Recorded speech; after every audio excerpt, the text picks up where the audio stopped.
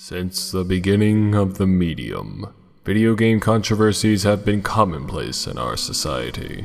From the humble days of running over white pixels that deafen our ears when they get hit, to the current age of mishandling crowdfunded video games and social justice stuff that's too confusing for those not woke enough to handle it. But there was once a game designer of old that revolved their own career around controversy. It led to great success and mad cash, yo. But eventually, the controversy grew too large, and they fell flat on their face in the midst of all the chaos. Their long, painful, and kinda funny in retrospect, but with mostly one part of it, journey, has since been documented for the world to discover. And it is today, my children, we will be taking a glimpse into this very subject. So, why not indulge in the insanity as we go through the controversial games of one of video game development's most interesting figures. This is the rise and fall of John Romero.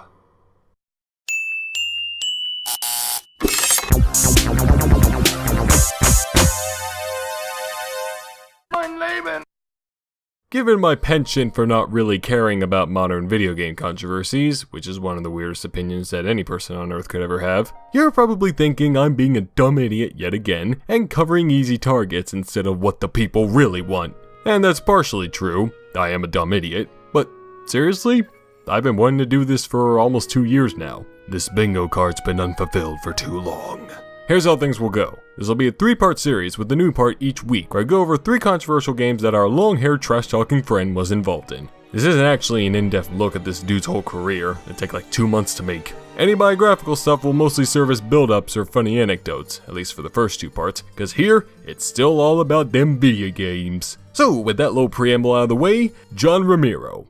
Kind of a legend, you may have heard of him. The dude had plenty of experience with game development during the 80s. Even when he was only 17, he was cracking out video games. With all that experience in tow, during the early 90s, he was working for Softdisk, an Apple II disc magazine company, when he grabbed some fellow co-workers, John Carmack, Adrian Carmack, and Tom Hall, all legends in their own right, to work on a complete copy of Super Mario Bros. 3 for the Apple II behind their employer's back. When Nintendo rejected the team's proposal to license the actual game on computers, and Mr. Scott Miller over at Apogee Software recognized the team's ambitions and offered to help them out a little. Utilizing Softdisk computers mainly by borrowing them and even taking them home on occasion, the freshly made team developed the first game in the classic Commander Keen series, Invasion of the Vorticons, and published it through Apogee in late 1990. But sooner or later, can't imagine how, Softdisk eventually discovered these crazy shenanigans. Luckily, they allowed the fellas to make their own company and games as long as they made games for Softdisk on a bi-monthly basis. And thus, id Software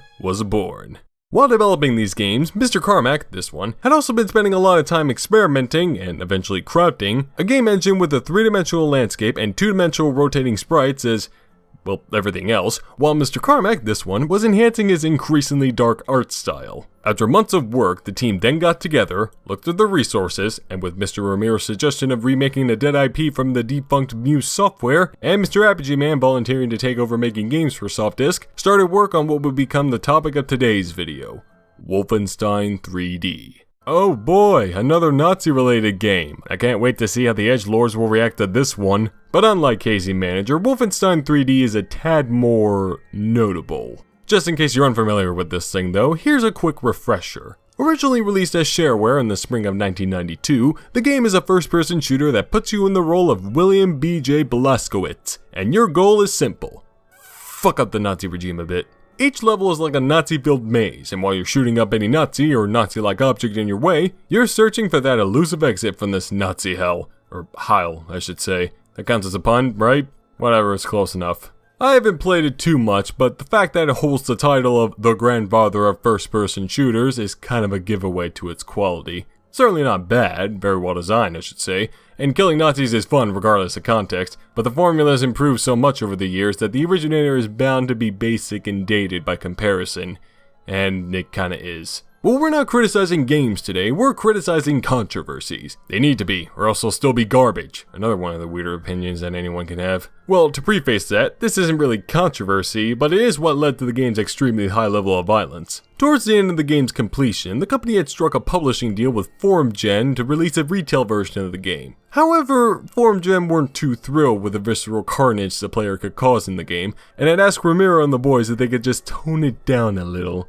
Their response? They added in more shit. More blood, more corpses, more digitized German language soundbites, and even having Hitler himself and making him melt into a gory mess when you finish the bastard off. Those crazy sons of bitches pumped in as much shock as they could. And you know, it's kinda childish, but I admire the fuck out of it anyway. Still, it's not like there wouldn't be consequences for many of the aesthetic choices Romero and company made. Truth be told, there was actually a lot of positive reaction towards the game for its many innovative and immersive qualities, and there were people who found the game so immersive that it gave them a lot of motion sickness, and subsequently, the loss of their stomach contents. Many stories of such incidents flooded the fan mail corners for id, though if anything, that became part of the fascination these gamers had with Wolfenstein 3D. Less fascinating to them was the fact that you could shoot doggos, despite how aggressive those fuckers actually are in the game. But the biggest controversy lies in the game's heavily anti-Semitic opponents. It's not very shocking to say that some folks were not fans of the whole Nazi theme the game was going for. The ever-so-helpful Anti-Defamation League criticized the game's inclusion of those dang old Nazis in a letter they sent to the company, although it seems they were so confident in their approach to protest that that was the only thing they did about the game,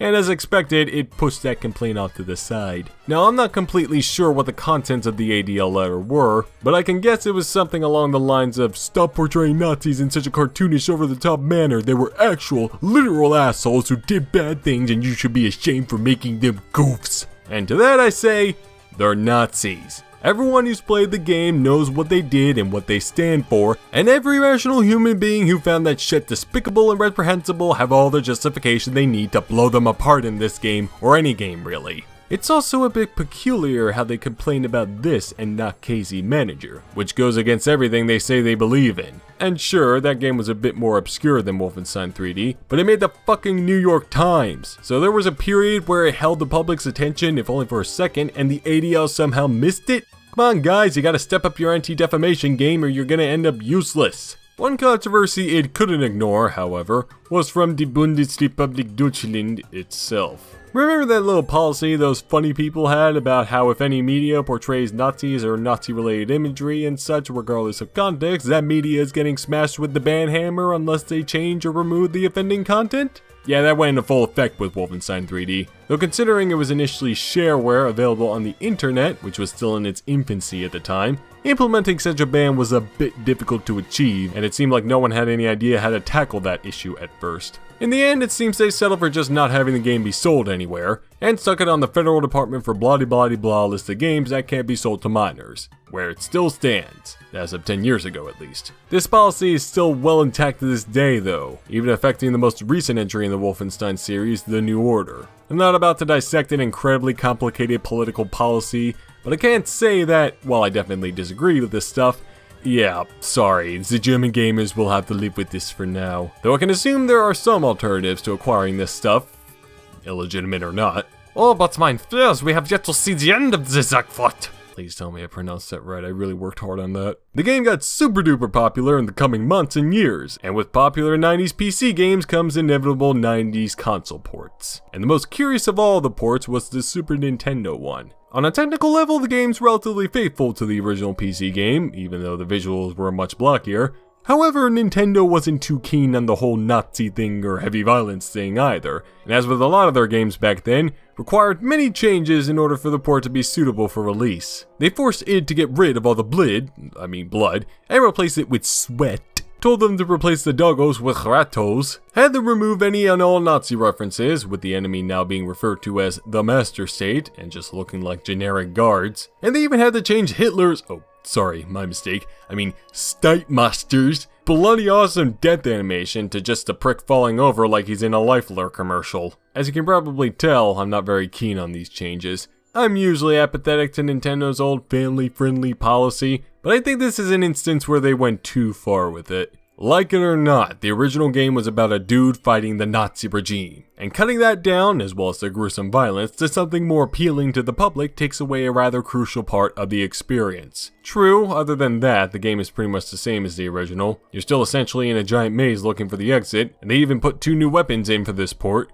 but it's completely inferior to the original and literally any of the other ports that accompanied it. It's pretty much the same scenario as the Mortal Kombat port on SNES, though at least this one's not total shitza.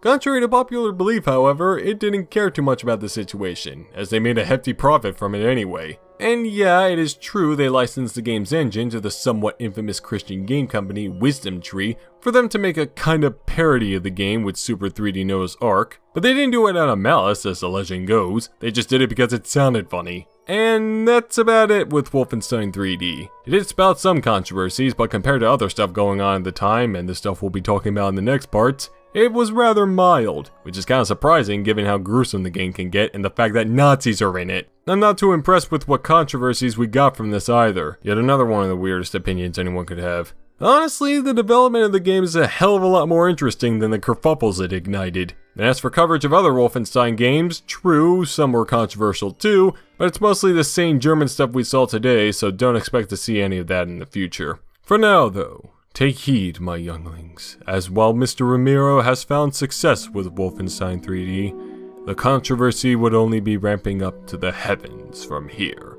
So, until next week, as the old saying goes, can I play, Daddy? wait, no, that's not it at all. Oh God, where's my notes? What is this text? Who wrote this text? Who's writing this text? Who's trying to destroy my show?